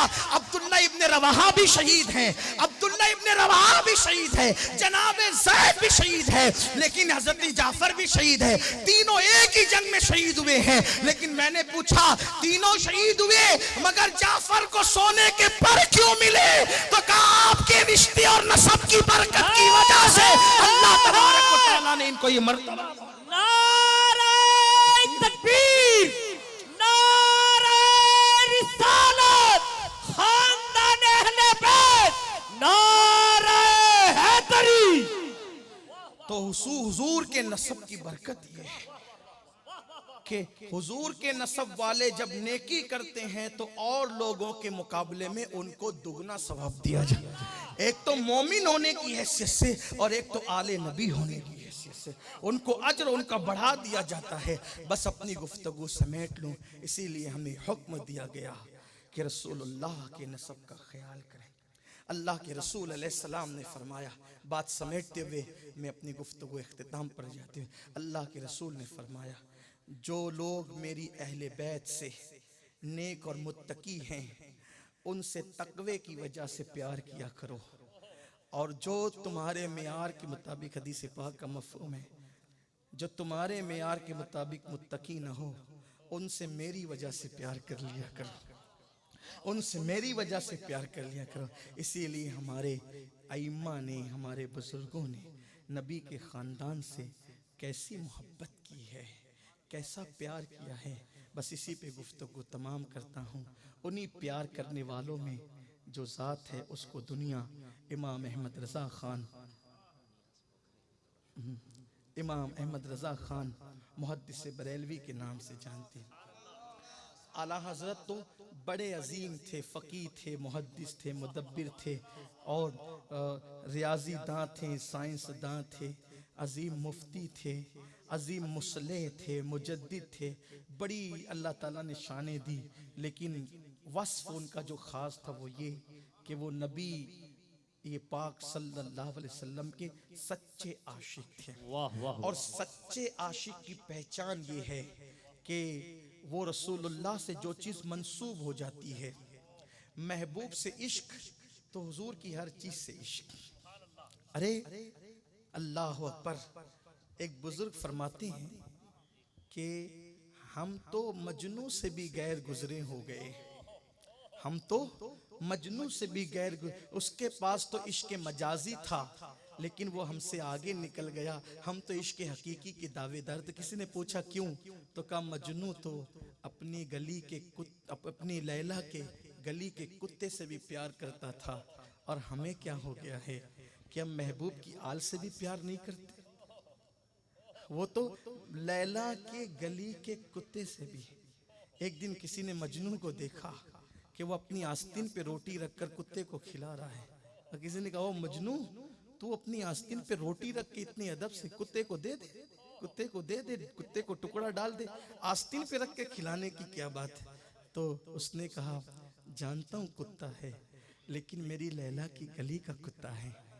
इश्क का मिजाज होता है कि जिससे इश्क होता है उसकी हर चीज़ से प्यार होता है। आला हजरत तो आशिक रसूल थे वाकई। वहां कोई चिटिंग बाजियां नहीं थी, वहां हकीकत ही हकीकत, रियलिटी थी, हकायक थे, सच्चाई थी।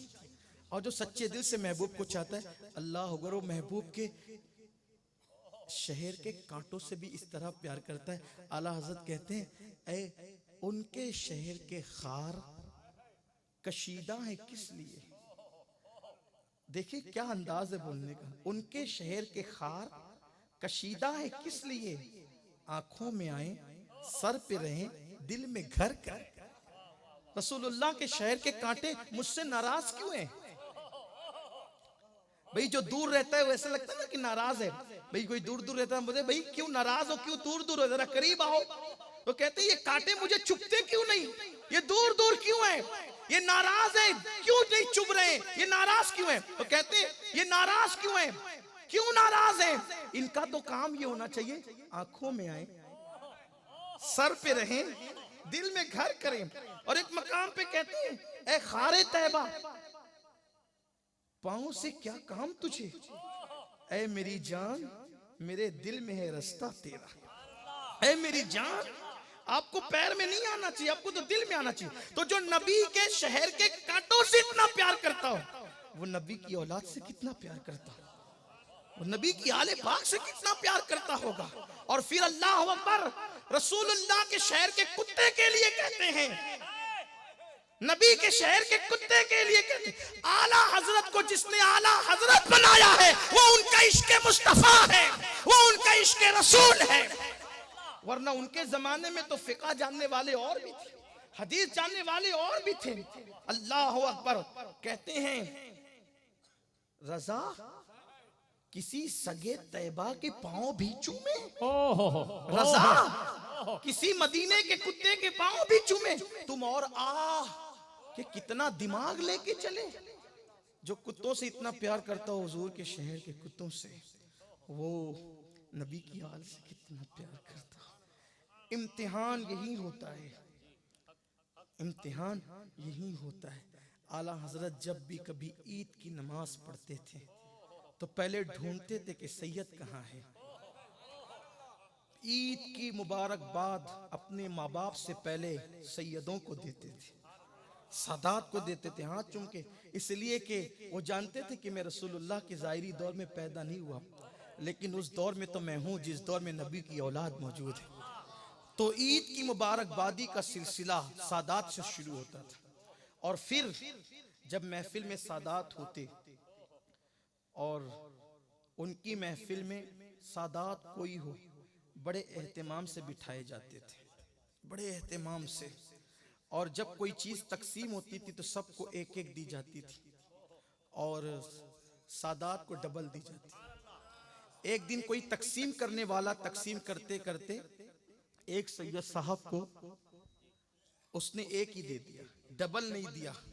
जब पता चला तो नाराज हुए तकसीम करने वाले पे कि तूने एक ही क्यों दिया। और फिर फरमाया, अब एक काम करो, सैयद साहब को तुमने डबल नहीं दिया, एक ही दिया, इसका कफारा यह है कि शिरनी का पूरा थाल उठाओ और ले जाकर के उनके घर पहुंचा दो। एक मर्तबा एक सैयद साहब को रखा अपने घर काम पर, मालूम नहीं था कि ये सैयद साहब है, काम पे रख लिया। वो काम करते रहे, आते जाते रहे, एक दिन पता चल गया कि ये सैयद साहब है।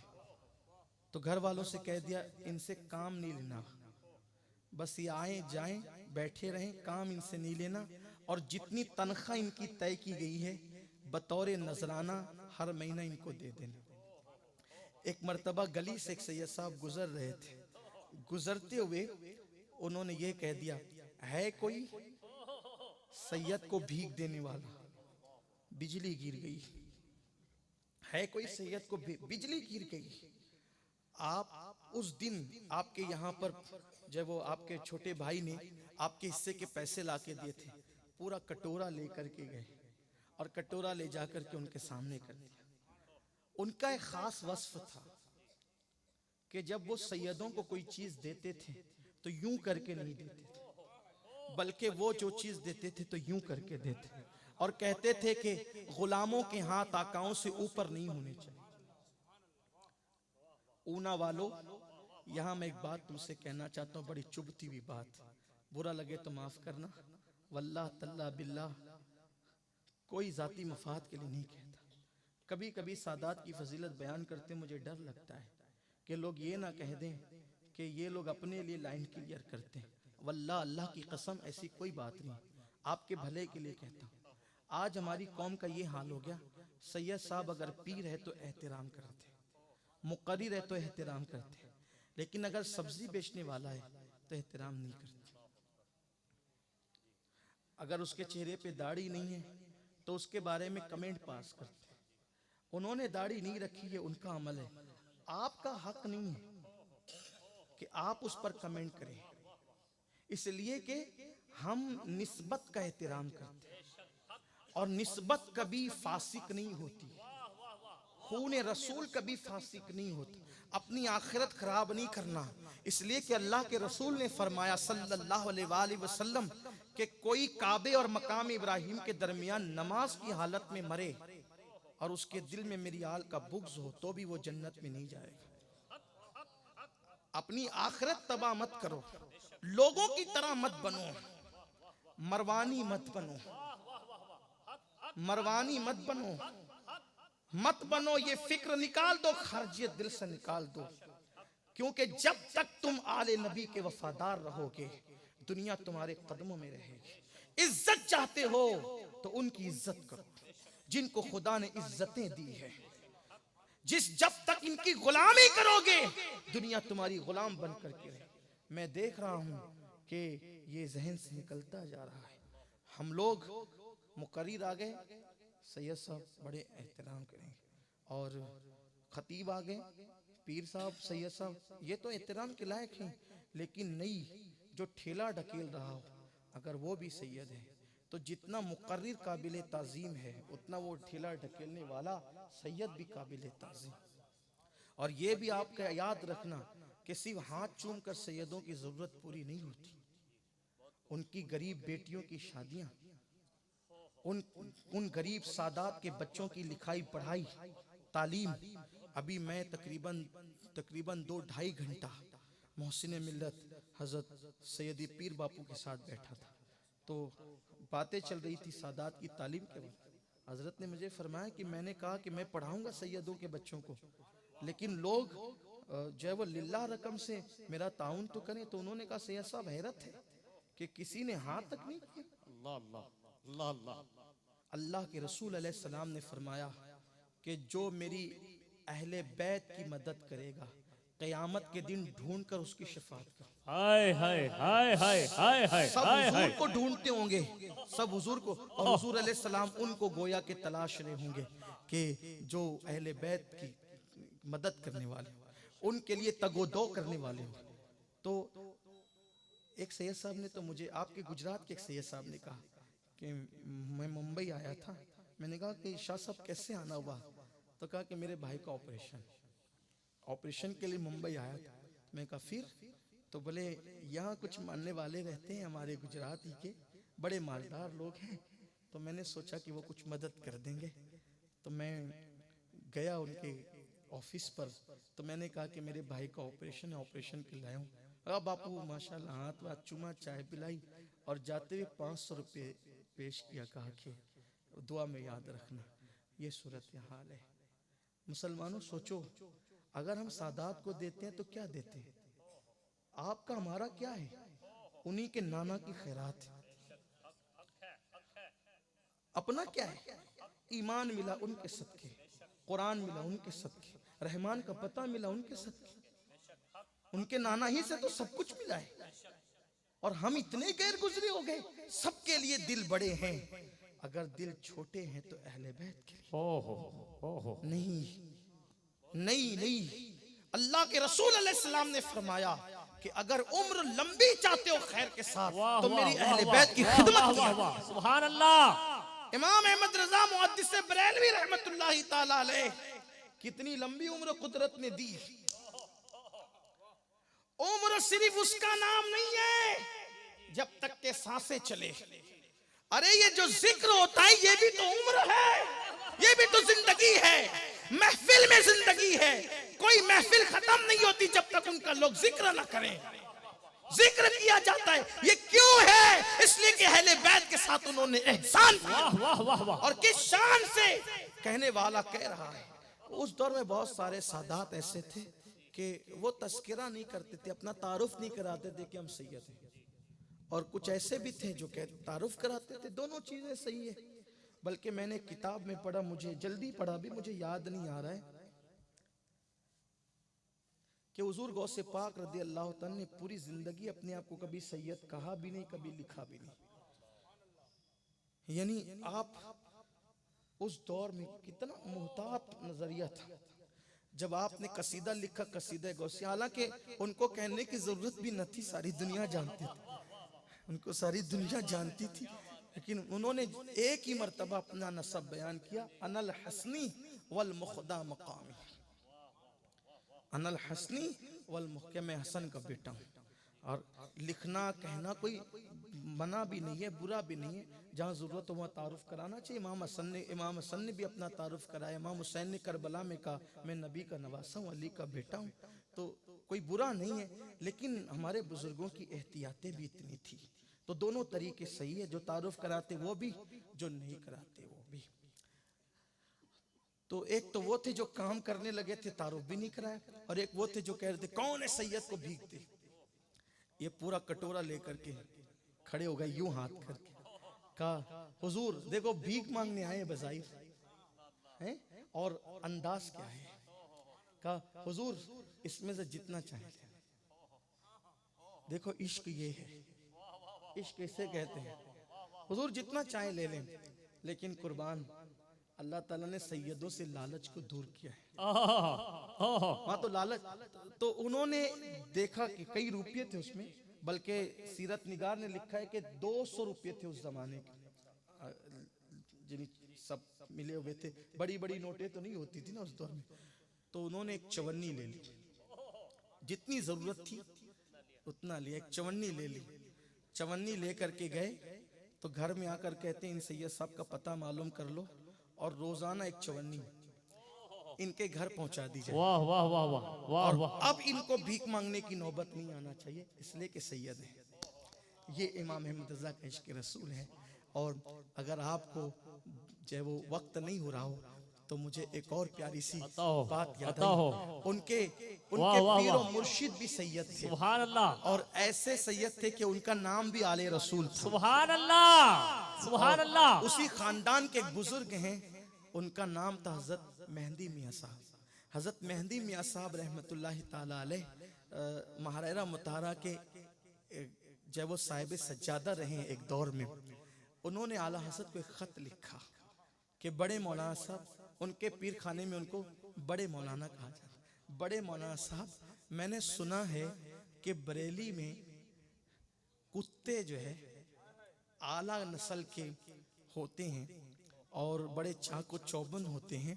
तो मेरे खेत में कुछ दिनों से चोरी वोरी हो रही है, चोर बड़े सता रहे हैं, तो मैं ये चाहता हूँ कि चोरों से बचने के लिए अपने खेत में कुत्तों को रखूं। तो अब आप जब बरेली से महारारा शरीफ आना, तो 2 कुत्ते जरा अच्छी नस्ल के लेकर के आना। आला हजरत दूसरे ही दिन महारारा शरीफ पहुंच गए। दूसरे ही दिन खत मिला, दूसरे ही दिन महारारा शरीफ पहुंच गए। और जब महाराज शरीफ पहुंचे तो हुजूर मेहंदी मियाँ के पैर चूमे। आला हजरत रदी अल्लाह तआला का मामूल था कि इमाम अहले सुन्नत सादात के हाथ भी चूमते थे और उनके पैर भी चूमते थे। सुभान अल्लाह, सुभान अल्लाह। इसीलिए उस दौर के जो एक एडवोकेट साहब थे, वो आला हजरत से बदजन हो गए थे, बदगुमान हो गए थे जी। कहते थे ये तो मौलवी होकर के तोहमात परस्त आदमी है, ये तो सैयदों के पैर चूमते। हालांकि वो एडवोकेट साहब को पता ही नहीं था कि ये निस्बत क्या होती है। एडवोकेट हो जाए, डॉक्टर हो जाए, वकील हो जाए, लेकिन बात ये ना आप कुछ भी हो जाए, जब तक इश्क की डिग्री नहीं मिलती। वाह वाह वाह वाह वाह वाह वाह वाह वाह। जिन्हें इश्क की डिग्रियां मिलती, बल्कि वो तो ऐसे आशिक रसूल थे कि अगर कोई मदीने मुनव्वरा से उनका मुरीद भी आता, ये आम मुसलमान भी मदीने मुनव्वरा से आता, कहता है मैं मदीने शरीफ से आया हूँ, तो पहले उसके पैर चूमते थे। कहा जो कदम मेरे महबूब के शहर से लग करके वाह आए, वाह वाह वाह वाह। वो कदम चूमने के वाह वाह वाह वाह। आशिकाना तबीयत ये थी। तो मैं एडवोकेट साहब की बात याद आई तो मुझे एक अच्छी सी बात और याद आ गई। तो मैं बस बात खत्म करने लगा। ये दोनों बात करके बात खत्म करता हूँ कि ये हकीम अजमल खान साहब का नाम आपने सुना होगा। हकीम अजमल खान साहब ये बहुत बड़े हकीम थे अपने दौर के। हकीम अजमल खान साहब बहुत बड़े हकीम थे। इनके पास एक शाम के बुजुर्ग आते थे, शामी बुजुर्ग आते थे, और आते थे तो कई कई दिन क़याम करते थे अजमल खान साहब के पास। हकीम अजमल खान साहब आप देख लें माजी करीब के बहुत बड़े हकीम, उनके नुस्खे जो है वो बड़ी बड़ी कंपनियां आज भी बेचती है। उनके माजून वगैरह और वगैरह वो सब चीज़ें जो है वो बड़ी मुफीद हैं। तो हकीम अजमल खान साहब के पास वो शामी बुजुर्ग आके कई कई दिन तक क़याम करते, और वहीं पर वो इलाहाबाद के हाई कोर्ट के एक वकील साहब थे, वो भी उनके पास आते जाते थे। तो एक दिन ऐसा हुआ कि वो शामी बुजुर्ग जो थे उनसे चलते फिरते करामतों का ज़हूर होता। ऐसे वो साहिब करामत थे कि एडवोकेट साहब उनके बड़े मोतक़िद थे। एक दिन हकीम अजमल खान साहब ने शामी बुजुर्ग से कहा कि हजरत मुझे ना एक मरीज देखने जाना है, तो मैं ये चाहता हूँ कि मैं वो मरीज जा करके देखूं, तो अगर आपके पास टाइम हो तो आप भी चलें। हाँ ठीक है, मैं तो फ्री हूँ, आया ही हूँ आपके पास रहने के लिए, चलते हैं। एडवोकेट साहब ने कहा कि भाई आप दोनों जा रहे हैं सफर पर, तो मैं भी आप लोग के साथ चलता हूँ, इसी बहाने मेरा वक्त आप लोगों के साथ गुजर जाएगा, शामी बुजुर्ग के साथ गुजर जाएगा। हकीम अजमल साहब वहाँ गए, उसने मरीज की नब्ज देखी। नब्ज देखने के बाद घर वालों का कि मैं दवा दूंगा अच्छा हो जाएगा, कोई इसको खास मर्ज नहीं है। शामी बुजुर्ग का ना हकीम साहब दवा मत देना वरना बदनामी होगी। कहा क्यों? कहा 3 दिन बाद ये मर जाएगा। हकीम अजमल साहब ने कहा शामी बुजुर्ग से, हजरत मैं हकीम हूँ, इसको कोई बीमारी नहीं है। कहा मैं देख रहा हूँ ये 3 दिन में मर जाएगा, दवा मत देना। एडवोकेट ने सुना, एडवोकेट ने हकीम अजमल को कहा एक काम करो, 3 दिन यहीं रुकते हैं, दवा नहीं देते, 3 दिन की बात है, 3 दिन बाद दवा दे देना। 3 दिन बाद मर गया तो शामी साहब जो कह रहे हैं वो तो सच्ची निकल जाएगी, उनकी करामत तो हम देखते ही रहते हैं। शामी साहब ने कहा कि अच्छा मैं चलता हूँ, मैं तो नहीं रुकने वाला, तुम बदनाम होगे, मुझे बदनाम करोगे। हकीम अजमल साहब ने कह दिया 3 दिन बाद दवा देंगे। अच्छा भला आदमी ऐन 3 दिन के बाद उसका इंतकाल हो गया। तो एडवोकेट साहब ये करामत देखकर हो गए एकदम पक्के कि भाई वाकई ये बुजुर्ग है कि ये हकीम साहब का तजुर्बा एक तरफ, शामी बुजुर्ग की करामत एक तरफ। तो ये तीनों बैठे हुए थे, जब वापस गए बैठे हुए थे, बात आला हजरत की निकली। तो एडवोकेट साहब ने कहा छोड़ो यार वो मौलवी की बात, वो तो तोहमात परस्त है। कहा क्यों तोहमात परस्त है? कहा यार वो तो मेहंदी मियाँ के पैर चूमते हैं, पैर चूमते। तो शामी बुजुर्ग ने कहा खबरदार, अगर तुम लोग चाहते हो कि तुम्हारी हमारी दोस्ती कायम रहे, मैं मौलाना के खिलाफ कुछ नहीं सुनना चाहता। एडवोकेट ने कहा हजरत मैं मौलाना की बुराई कर रहा हूं, आपका क्या इसमें बिगड़ता है? फरमाया तुझे नहीं पता वो मौलाना कैसा है, जब से मैंने देखा है, जब से मैंने देखा है उस वक्त से मैं मौलाना को मान गया हूं। कहा कि आप तो कभी मिले नहीं, फिर आपने देखा क्या? अब वो पड़ गया एडवोकेट पीछे पड़ गया, आपको बताना पड़ेगा कि आपने क्या देखा है। तब उस शामी बुजुर्ग ने फरमाया, कहा सुनो, मैं मुस्तफा जान रहमत के दरबार में था और मैंने देखा कि महफिल सजी हुई है, हुजूर तख्त पर बैठे हुए हैं, और उस महफिल में हुजूर एक जवान से कहते हैं कि उठो और हमारी शान बयान करो। तो मैंने पूछा या रसूल अल्लाह, आपकी महफिल के लिए जिस खतीब का इंतजाम किया गया है ये है कौन? तो बताया गया इसी को दुनिया अहमद रजा कहती है।